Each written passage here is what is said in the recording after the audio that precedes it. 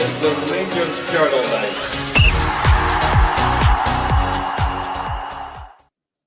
Hello, one and all, to the Monday Night Pod here at the Rangers Journal. My name is Billy Rankin. It was quite an eventful day today, as it turns out. We've had quite an eventful couple of days, really, to be honest. And that was the extraordinary general meeting that took place this morning in Glasgow at the Old Thistle Hotel. I think it's called the Doubletree now, isn't it? Something like that. So we're going to talk about that this evening. I'm joined by a great panel. First of all, come to you, Jock. Are you okay, mate? I'm good, Billy. Thanks for having me. Very welcome, very welcome. Ryan, nice to see you as well, mate. Nice to see the stands behind you. Yep, full of beans, mate. Full of beans, ready for it. No worries. And of course, last but not least, Andrew, thank you very much for joining us as well. How are you?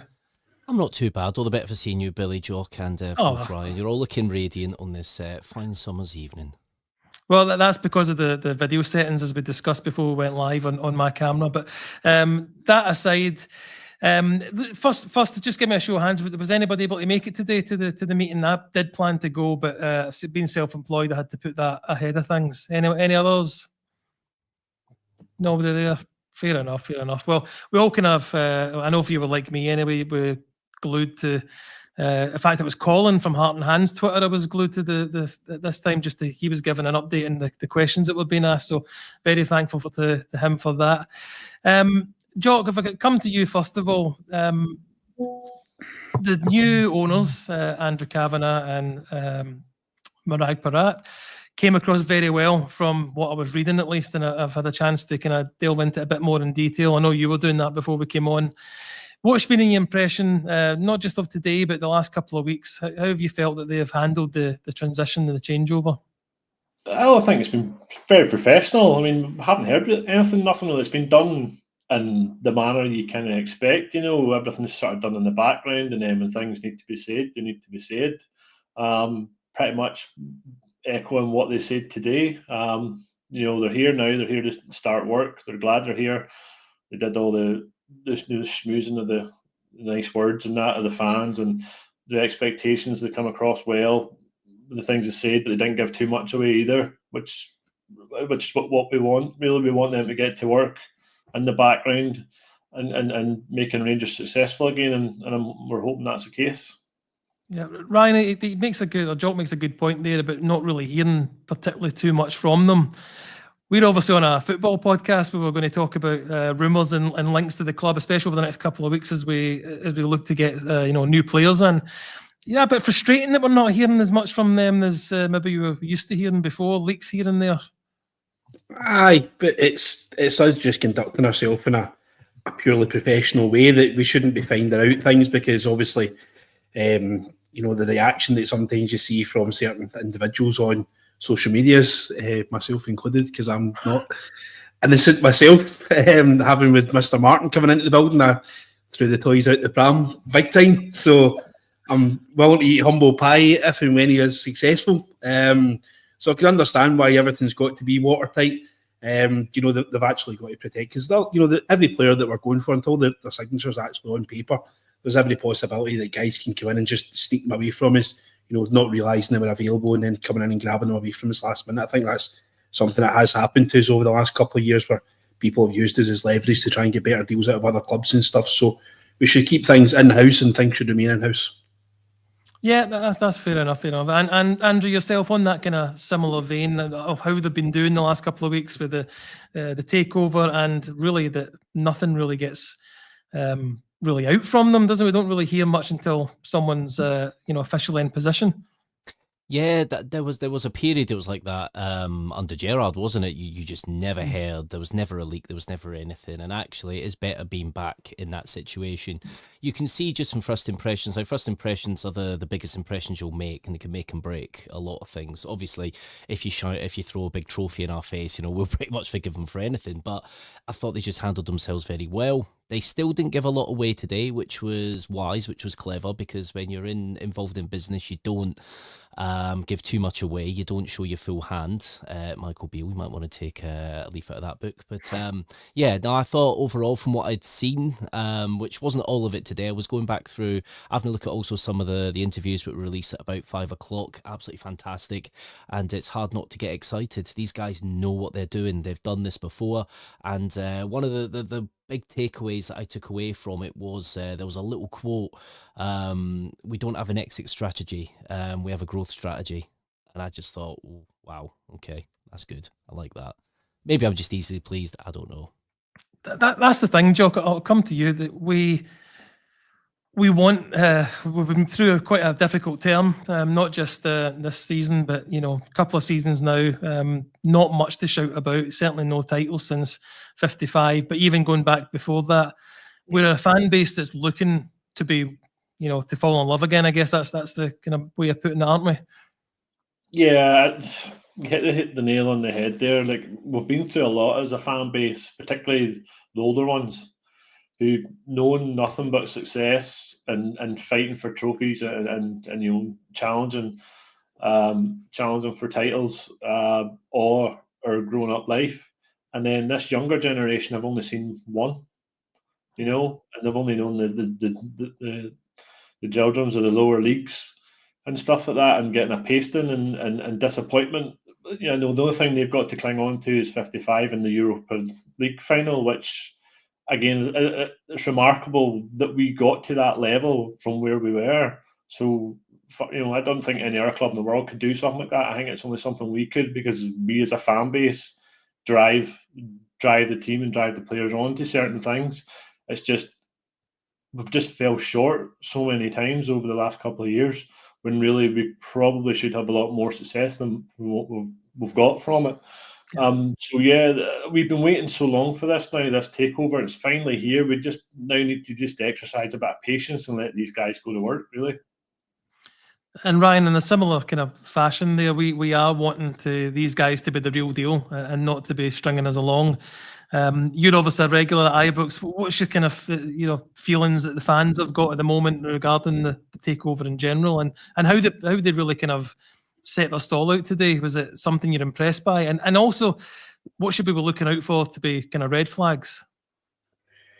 Well, I'm excited by it. I think there is a bit of a buzz in the building now, but like they said in their interviews, we're now just at the starting line, so they now need time to get it. So it's we just need to give them an opportunity now. They've got their feet in the door. They've now come in. They've given the fans a good lip service that we expected. It was a corporate, very professional, very media trained interview that you've seen done. They've said all the right things.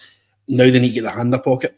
And that's where, if you're asking about seeing red flags, that's where we could potentially see red flags, because the hand isn't coming in their pocket. They aren't getting their wallet out and spending the money on players, which is what we desperately need.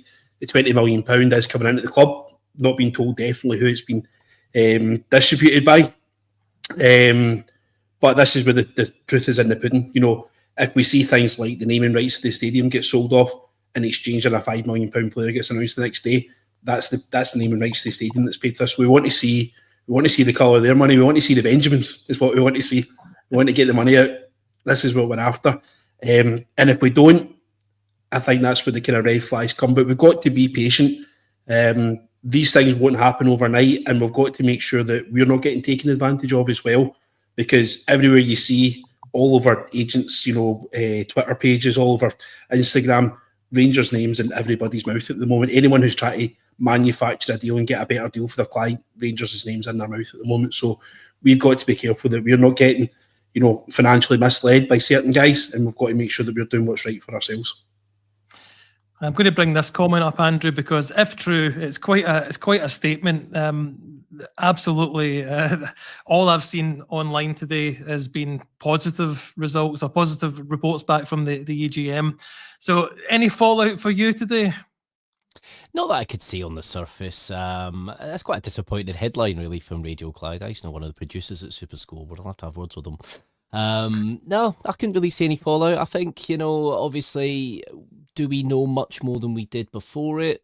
Probably not. Obviously, they'll go into more the videos that have been released earlier. I think about 5 o'clock on the Rangers Twitter and socials. I think will explain a little bit more.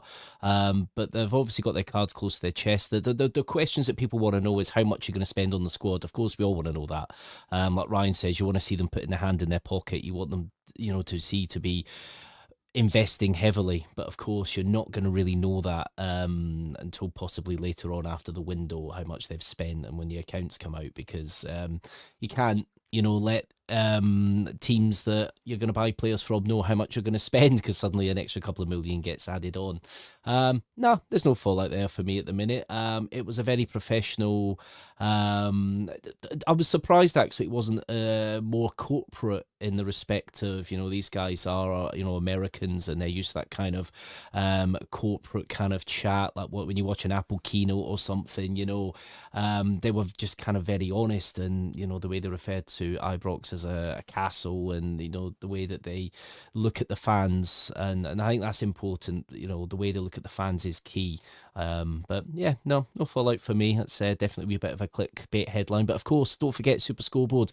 If you do listen to them right now, they don't really get many callers, during the week in the close season, so they're trying their best, I think, just to kind of drive attention their way. So whatever the radio definition of clickbait, I guess, is what you're trying to say there.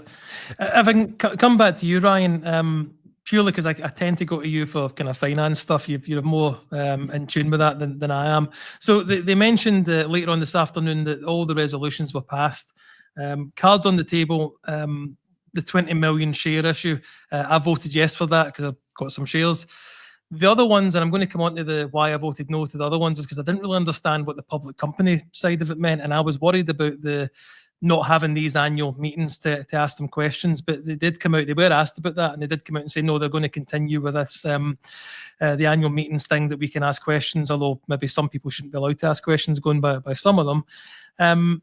Is that something they legally have to do now, or will they just do that out of trying to be kind of build bridges with the fans?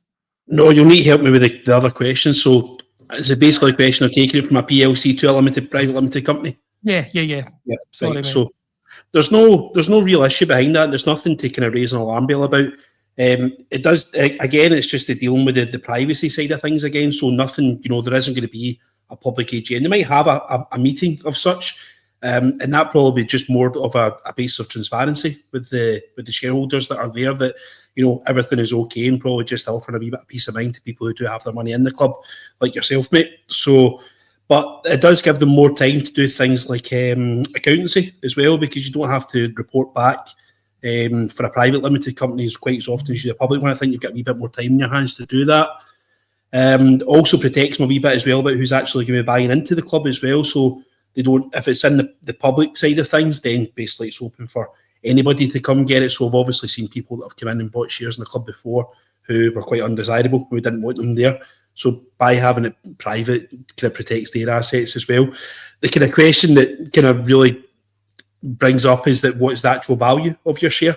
So if you actually ever did go and try and sell your shares, mate, what is it actually worth? Because it is, part of a private company, and it's not trading on any kind of platforms. It's not in the FTSE, it's not on AIM or anything like that. So if you wanted to cash in and get some quid in, then what do you actually get for it? So that's one kind of, it's a difficult one, but there's nothing there. It's very common over in the States. That's the way they work all over there.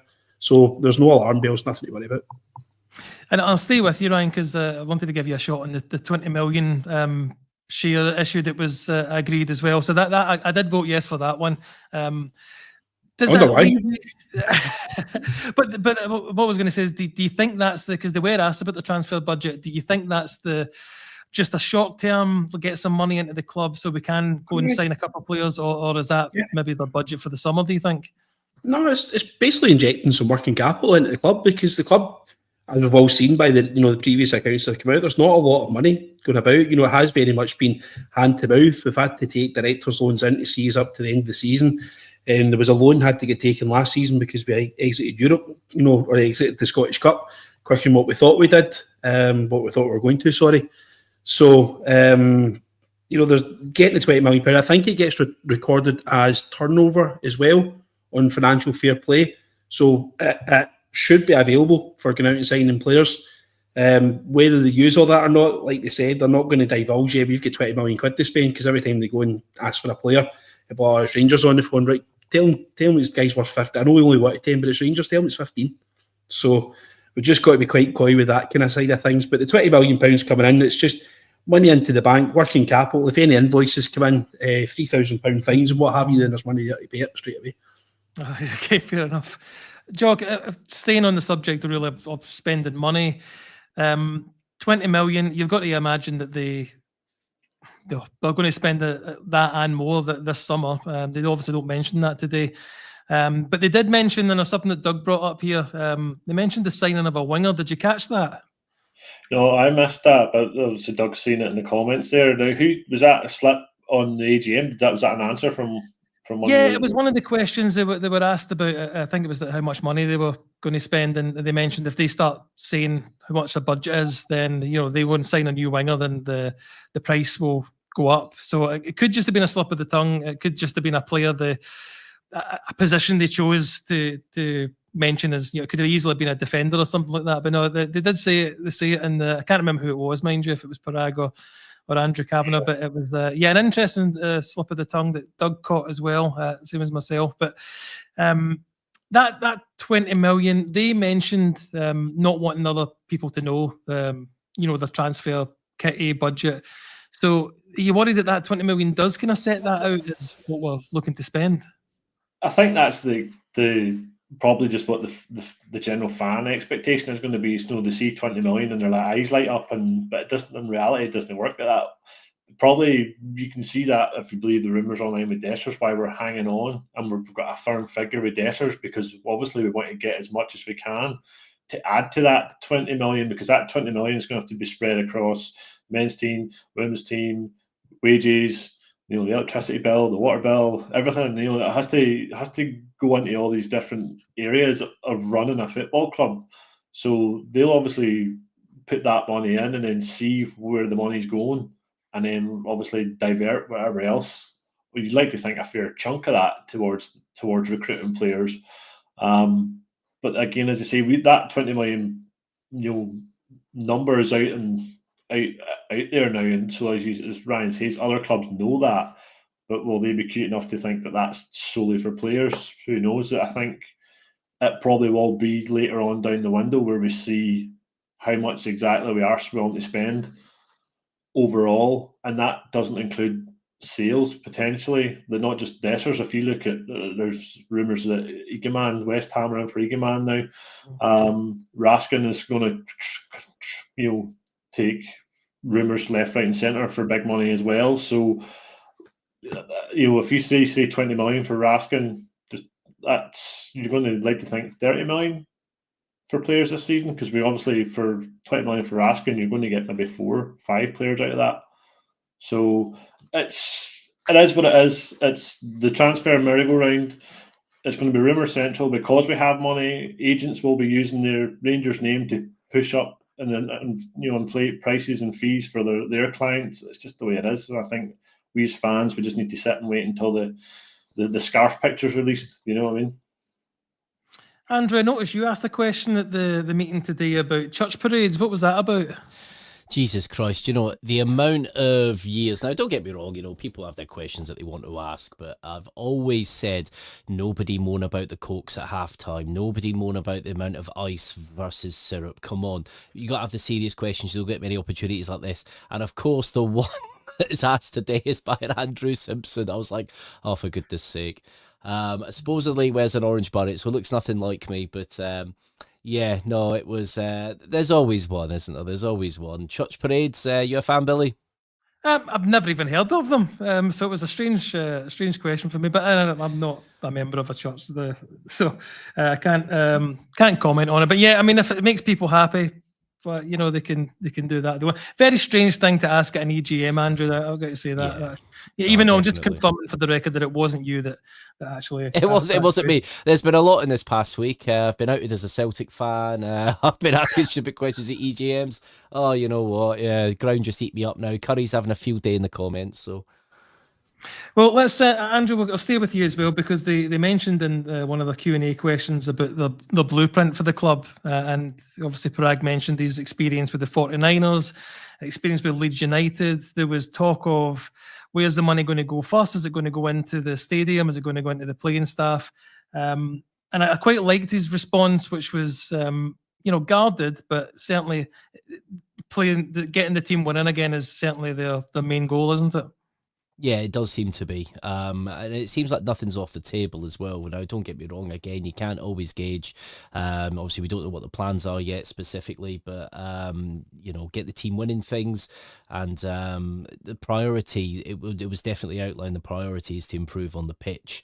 Obviously, Ibrox development was also mentioned as well, which, he does speak about, we will expand it. We will fill it. So he knows that if we do make it bigger, then, we will put bums on seats, unless it's Cowdenbeath away on a Tuesday night in January, but that's obviously a different story. But the vision you can see, it just seems simple. Get the team winning, get winning things. That is the main goal. And that just seems to be what's being driven. No buzzwords today, no corporate jargon. It just seems to be simple. They're talking to the fans and get us winning things. That's all we ask for. We don't ask for much, do we? Not really. Ryan, it mentioned that they were going to hire the best and most driven people. That doesn't sound like rocket science, but certainly not the experience we've had the last 3 or 4 years, is it? I've had people that have been pushing their own personal agenda before the needs and wants and the what's best for the club. I think a certain guy who's now working out in Saudi Arabia doing a similar job than what he was doing in Ibrox is probably a perfect example of that, and pushing his own personal agenda, much to the sacrifice of the club. Listen, best. I think the best in class thing, I think, is getting a wee bit kind of overused now. We're just wanting, right, good, talented workers in the building that are going to be able to drive for success. They don't necessarily need to be red, white, and blue with orange language to be able to do that. They just need to be experienced and talented and know what's required to actually get the job done. So let's just go out and recruit them. And I don't care what part of the world they come from. As long as I'm willing to put a hard day's work in for us, I'm more than willing to get them in. It seems like it's a top, it's not just the playing staff that they're planning on doing this kind of data-driven model from. He certainly mentions data-driven. I'll stay with you, Ryan. What did you read the comment about 51% of your decisions being right, kind of thing? Did you make any sense of that? No, I didn't clock that. No, the data-driven thing is fine. It's that whole Moneyball thing I think you spoke about previously in one of the pods there. But they need to have some sort of kind of algorithm that they can work towards. It can't just be, stick your finger up in the air and find out who's coming in. You can't base your decisions on somebody who's had a good couple of months. I think we've made mistakes with guys like Jake Hasty and stuff like that coming to the club, where they had a good 6 months at previous clubs and come in and done absolutely nothing for us. So you've got to have some sort of data-driven thing to make it work, and that's just the modern way of doing things. But I'm not too sure about that 51% thing. I think that doesn't fill me with much confidence, to be honest. Yeah, that's where I was getting at with that. You think your decisions, you want them to be more in the 90s, I think someone set my fire alarm off. I should have done already, mate. You left a quiche in the oven. Like Billy's just got to go. Oh, you sorted it, Billy? Does anyone get the number for 999? Oh, maybe he has left a quiche in the oven. It's always funny when it's on a live pod. Hopefully his house isn't. That's his wallet got opened. Oh, this is the. We have to find out what happens now. We do have to find out what happens. Right, let's place your bets in the comments, guys. Is it a quiche in the oven, or is it a fire alarm test? Who knows? I hope he's all right. There we go. You want to take the lead on it, mate? Let's do it. So you go for it. One thing Andrew Cavenagh did say earlier, he said that last October he got a phone call that changed his life, asking him if he wanted to invest in Rangers. The 3 things that excited him the most: the supporters, Ibrox, which again he called our castle, a magical place, and the competitions we get to play in. So it's interesting how Andrew Cavenagh kind of got involved in this situation. There he is. All right, Billy? Yeah. I just had to get the couch pillow out and start waving it at I guess, somebody's cooking. I'm assuming that's your fire alarm test. That's your fire alarm test done. I'll say done for the year. I'll let you finish what you're saying because I only kind of came in halfway through there.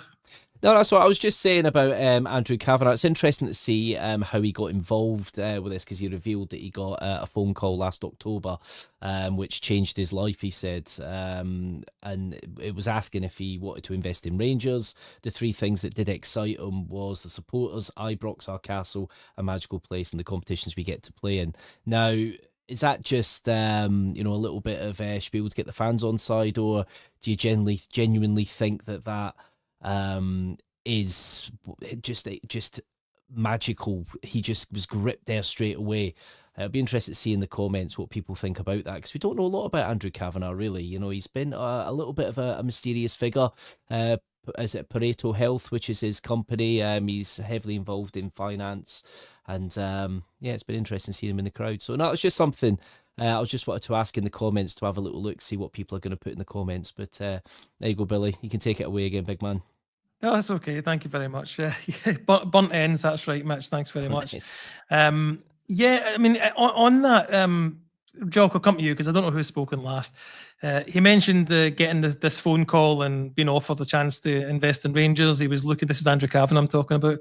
He was looking to invest in a football club, and this is what kind of got his pulse racing when hearing about us. Obviously, he mentions coming to the games at Ibrox when, the Fenerbahce game, when the stadium is completely blowing its roof, and they also mentioned being at games where it was very cold. So he's experienced both sides of that.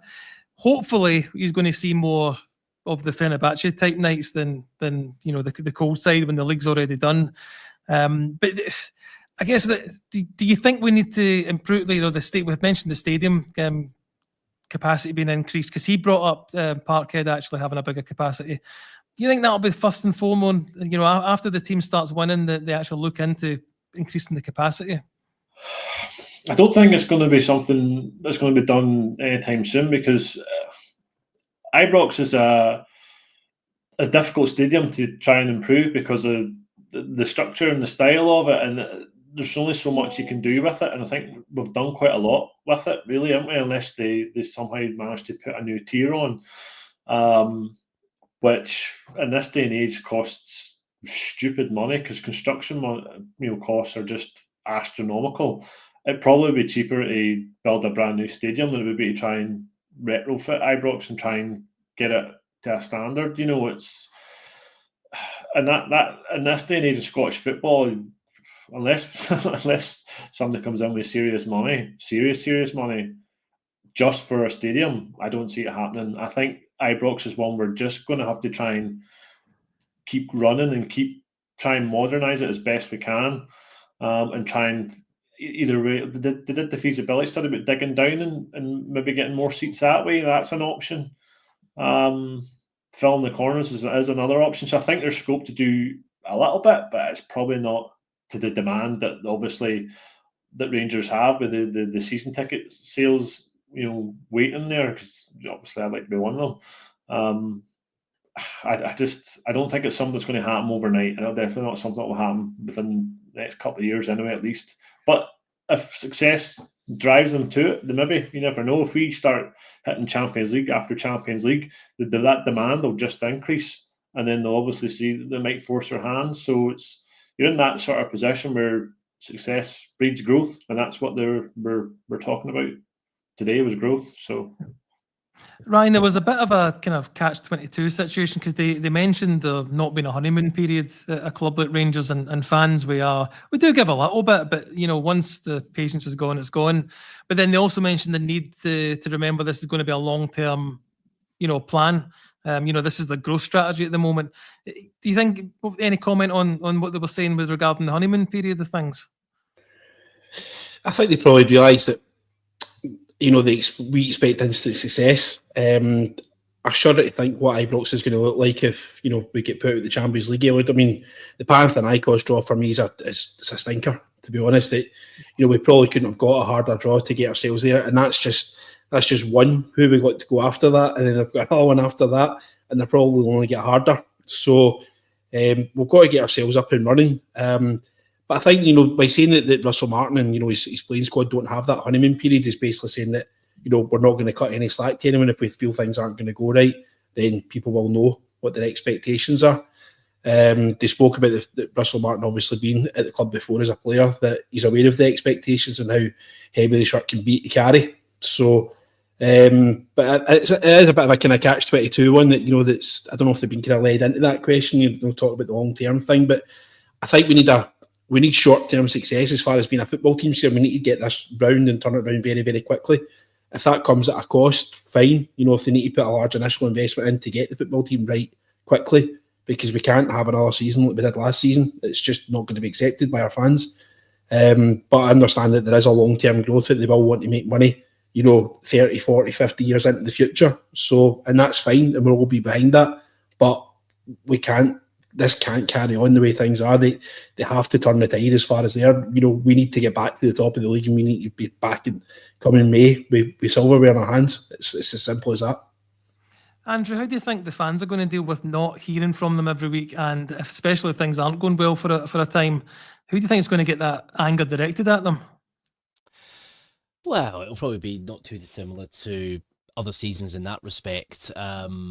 I think a little bit of time will be given at first. You know, we can all look at the Leeds model, and fans weren't all too happy there at first, especially with some player sales, and then the replacements were brought in for a fraction of the cost, but it did work out long term. But football fans are fickle, and especially in Scotland, where a draw is the end of the world result. If you're getting a draw, you know, we're away to Motherwell first game of the season. If we're not starting with a nice, comfortable win, then yeah, there will be fingers being pointed. But yeah, I think there'll be a bit of leeway for a while, until we're starting to see a noticeable points difference. But we have to hit the ground running, and I do just feel with Russell Martin, I think that we are looking to do that. Obviously, Panathinaikos, it's a hard tie for the Champions League, but there's a side to it that I'd probably rather a more difficult side, because you know what you're up against, rather than,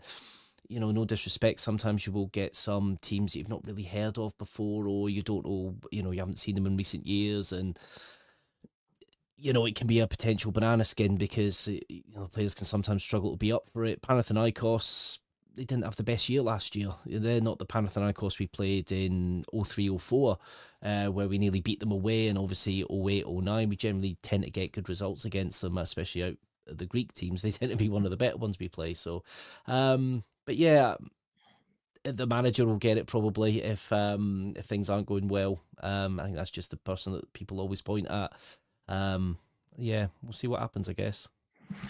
Jock, I'll come to you on the question Paul's asking, and I'm sorry, Paul, I wasn't ignoring the question. It's just I was going to talk about this in relation to the question that they were asked today about the academy, and it was said that the academy is the lifeblood of the club. Obviously, Jock, we've not had a particularly great return. You know, only a handful, even if you could call it a handful of players that were actually sold for decent money. That question Paul's asking there, do you think they'll sort something, or do you think they should sort something for the youth team to play competitive football week in and week out? Well, they did discuss it, which is good. So it's obviously on the radar, and I say they obviously want some sort of youth product coming through to the first team, because it's another money maker, isn't it? It's your developing to sell on. It's part of the model, and it's something that we've just been lacking over the years. Just not bringing through enough people, enough quality to sell on at decent money. You know, we've had the one or two. You know, Patterson obviously been the latest and greatest off to Everton for a good fee. I do think this is something that we've, as fans, have been crying out for as well, because we see the youth pods coming through and they're in the team, they're just not getting there. They just don't seem good enough to be in the Rangers first team. So a pathway where they can go out and develop at a decent level is key. Whether that's going to be a better loan structure set up, because I find it weird that we don't really send some of our youth players out on loan as much. You think, why they not want to come to Rangers and pick our talent from our youth pool and bleed them into teams in the Scottish Championship or lower end SPF, you know, team Premier League teams. I just don't get it. Are we difficult to work with? Is it because it's us and they've no interest? I really don't know. It is something that I don't think, not just a Rangers issue. I think it's something that the whole of Scotland really needs to get on board, because it only benefits the nation for players going forward, really. So I'm going to watch it. That's one thing I'm going to sort of watch with these guys, to see what their plans are and see how they can improve us going forward in that respect. Ryan, I think it's incredible the lack of players we've brought through from the youth setup in our entire history, just purely based on, well, were one of the top 2 teams in the country, 50% of the talent you think would choose to come to us, and we've never really brought anybody through. It's shocking, to be honest. You could count in probably 2 hands, right back to 9 in a row with Charlie Miller, Alan Hutton. Just, it's shocking, to be honest with you, considering the amount of talent that comes into the building and the amount that actually manages to go in the park and represent the first team. It's appalling, to be honest with you. And I don't know if that's an adult problem as Rangers as coaches and looking after the young guys, or if it's an attitude thing with them, but just because they think they're, in Auchenhowie or Murray Park, that they think that they've made it, they've maybe got a sense of entitlement and stuff, and maybe they're just spoiled little, shits, if you would, put it that way. So there's got to be a certain amount of it. These guys have got to get to the bottom of that. I'm a huge advocate of the B Team initiative. I'm disappointed the Rangers aren't a member of that. And I think, if you look at other countries around the world who have successful, things, if you look at like the amount of teams that Bayern Munich have pulled through, look at the amount of players that, Bayern Munich have pulled through, the amount of players that come through the Ajax youth scheme, Barcelona, you just got to point your finger at, one of the greatest ever played the game, Messi, who played for Barcelona C and then Barcelona B. This strategy does work, and there, but for whatever reason, it's clubs in this country are just that fickle. They just don't want to see a successful team, and it's not just us; they're fickle with the other teams, Hearts, Hibs, our friends across the road. So it's absolutely brutal that they just don't want to see us be successful. Why should we be, letting you into our league free of charge and helping you become successful and making money? It's just so backwards thinking, but it's Scottish football over the back, and until we get a cultural change, I don't see us getting any better at it. Yeah, and Andrew, I'll stay with you on the subject of the kind of youth setup. What do you think the answer to it is? It is a very difficult one. Ryan's hit the nail on the head there. It's not just a problem with us, it's a problem with the other end of the city, Hearts and Hibs, the bigger clubs. I used to love the Reserve League. I know obviously it's not strictly focused on youth, but we do need somewhere where youth players can play regular football. They're not going to, they get the odd little cup tournaments, don't they, with the Glasgow Cup and things like that at the minute, but it's few and far between. It's not enough. There needs to be clearer pathways. When Auchenhowie was built in the early 2000s, it was looked upon as it was going to be the best training centre in the country, which it was at the time and possibly still is.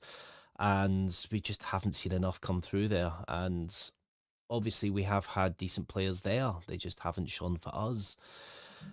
We do need a better way of being able to play our players, and we do. I think at the minute, probably the best option is loans to other clubs. But again, it's not fully the answer. We need to be able to really...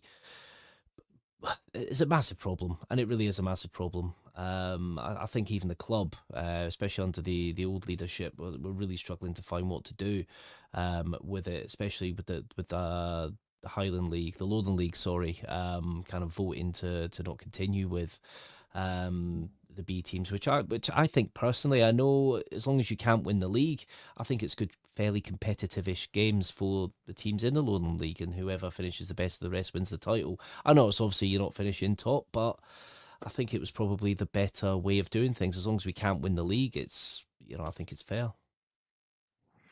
And Ryan, when it comes to youth players that are in the first team squad, for instance, they tend to not get used very often. Even with Barry last season, when there was nothing to play for, very few of the young players got any great amount of time. But when they do get sent out, they either don't play too much either. I'm trying to think of one example. There's Middleton, maybe an example. A player that went out and didn't really play too much. And we're also looking at players that... so my point is they don't play much with us. They don't get much of a chance going away. But the players we're looking to sign for these other Scottish teams are a good couple of years ahead of them, despite being the same age. Do you think that's a problem? Yeah, I think probably the two best comparisons you can give is Bailey Rice and Lenny Miller, who were both through Motherwell Youth together, and basically of the same age, the same calibre. And Rangers basically went for one of them, and they went for Bailey Rice, who they believed was going to be the better of the two of them. Bailey Rice is probably sitting below 20 Rangers first team appearances. Lenny Miller is now the captain of Motherwell. He's a Scotland international, and he's getting moved on for somewhere probably we're led to believe they're asking for 10 million quid, which we'll wait and see what actually happens with that. but it just shows you what can happen if you give the young guys a chance. The problem that we've got and that we have is that we need instant success. You know, if Bailey Rice does come on and it's 0-0, you know, 5 minutes to go in an Old Firm game that's, you know, really important, and he does a Steven Gerrard against Chelsea, and and the guy goes through and scores, would his career ever recover back from that?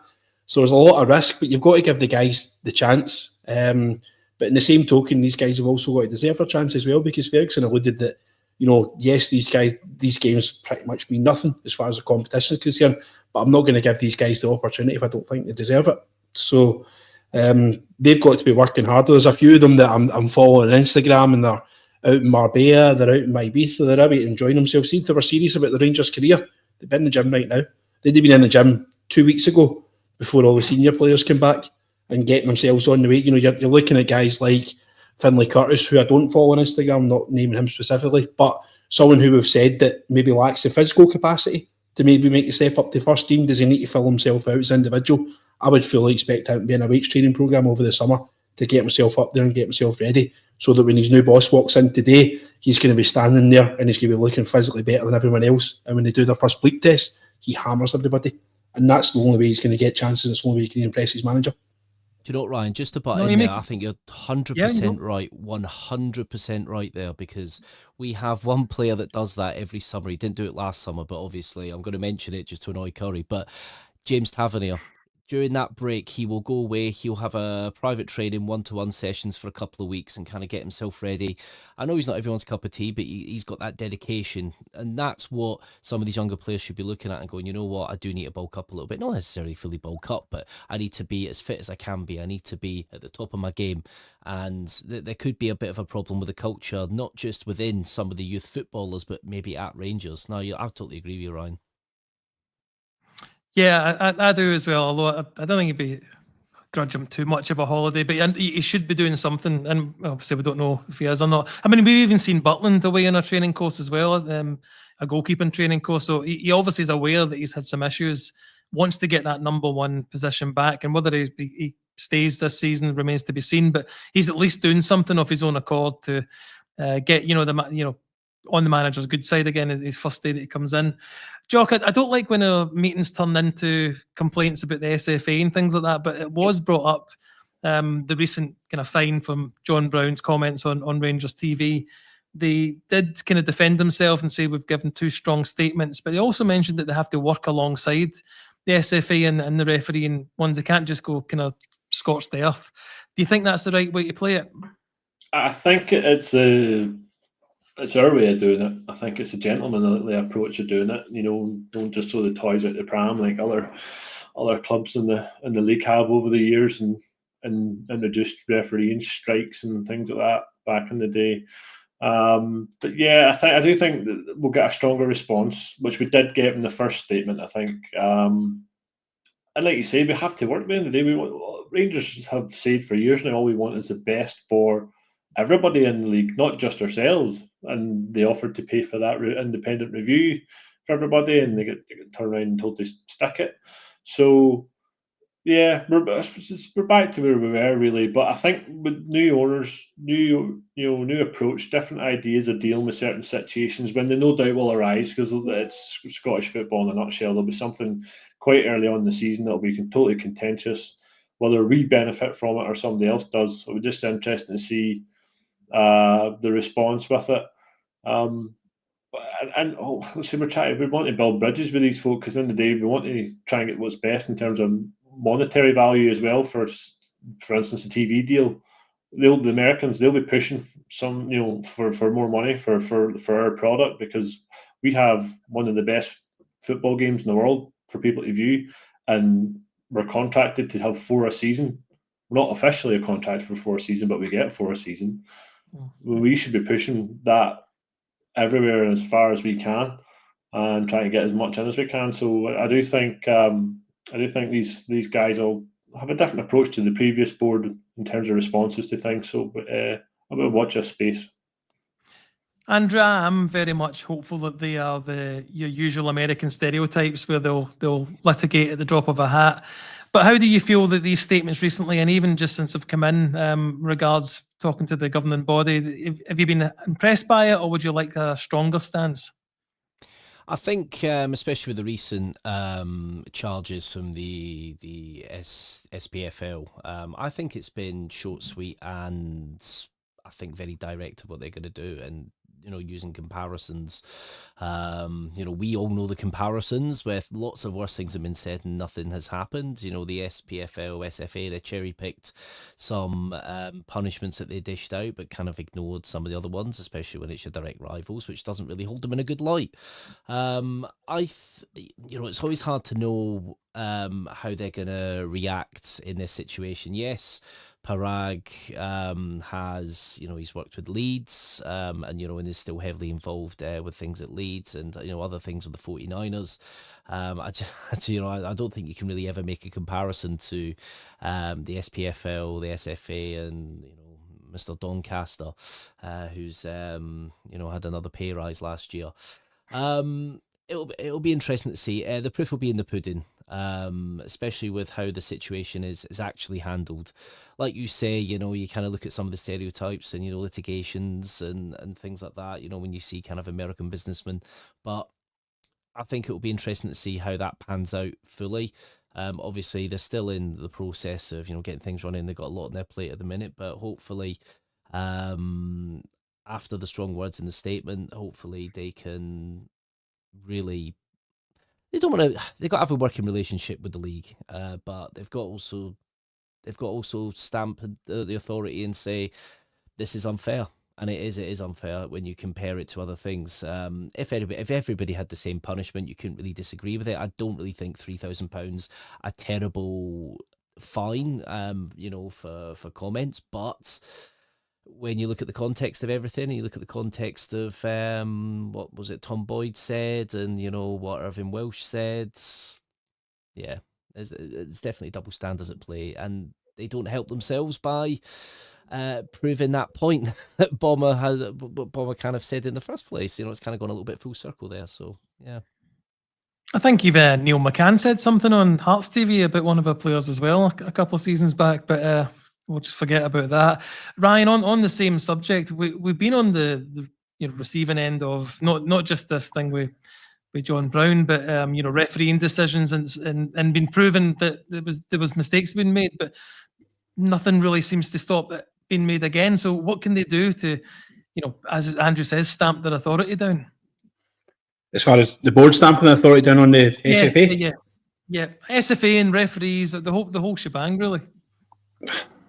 There's only so much within your power to do it. You're obviously a member club of the organisation, so you're not out with your rights to ask for better. You're not out with your rights. You need to understand, to a certain element, the guys are human beings, but VAR was brought in to assist these human beings. So when it's as plain in the nose in your face that you can see the ball was literally in the back of the net, you need to stop the game and say, listen, really sorry, there's been a human error in place here. The ball was over the line. We're going to give the goal. Your goal's chopped off. It's 2-0 to Rangers. It's as simple as that.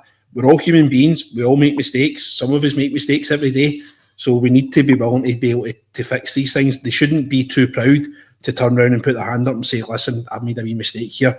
Any chance we could get that video up? Because I think we need to fix something here. The one with, with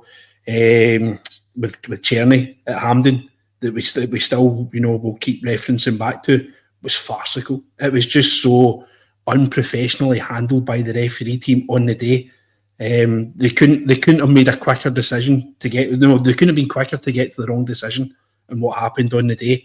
And given the gravity, the amount of people that were watching it all over the world, because it is an Old Firm Cup final, it's shown all over Europe, all over the globe.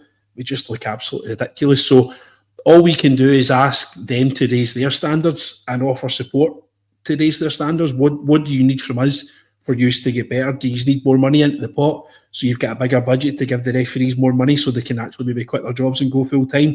Do you need more money off us to get better technology into the stadium so we've got better camera equipment, maybe better angles?